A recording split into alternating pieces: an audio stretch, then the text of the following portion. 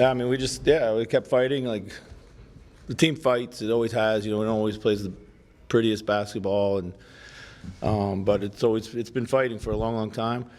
The guys off the bench were phenomenal. They were just what we needed. Jaden was outstanding all game for sure, but it was clear at times like we were a little empty in the gas tank and just couldn't get anything kind of established. But the rhythm of the game changed, when those guys off the bench kind of brought it up. So. Did you feel like it was one player, or was it just kind of a I think it was, certainly, it was a lot of guys. I thought Terrence was outstanding. Nikhil was really, really good. He has been for, kind of this whole Oklahoma series. Rob was really good tonight, I thought. Those guys. So. Chris, you've been part of a lot of comebacks. Yeah. Stuff. I mean, have you seen when it seems switch as quickly as this one did? I mean. Yeah, I mean it was one of those things. I think obviously it started a little slow and then came all at once. It just kind of snowballed out there. We spent the last 2 games taking the ball out of Shea's hands. And we didn't want to start the game that way just because we figured they'd be really ready for it. But, when we got down big, we probably waited too long to do it, but we just, kept coming and get them as early as possible, not letting them to get into anything and that was really key. And then from there, like, I think, sometimes when other players haven't been involved in the game very much, it's hard for them to just rise up and make shots down the stretch. And, we took that bet, and that's what happened. So, all credit to our guys. We really rebounded well down the stretch, too. So. At what point did you really feel like, hey, this is gettable? 12. At 12, I thought it was gettable. Obviously we needed to keep scoring or find the right ways to convert on offense. But when we got it down to 12, I thought we had a chance. I wouldn't have necessarily put money on us winning, but I thought at that point we had a chance. Riding without ants. Yeah. And then you went back to him in overtime. Yeah. What was your decision to go with him? Yeah, I mean, he had been hurt with I don't know, lower leg knock on his lower leg, so he was kind of out, and then about 2.5 minutes they said he could go. I was a little unsure about putting him back in because that group was playing so well, but obviously he made a few huge plays for us down the stretch. So.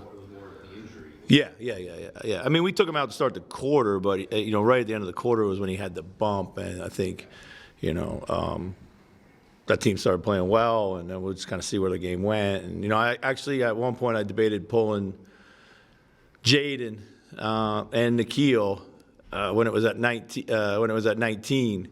And then we pushed it to 17, and then I was like, okay, let me just see how this goes, and that's when I put Nas back in for Jaden. Around about there, I was like, okay, maybe we can win the next couple minutes and figure it out. So.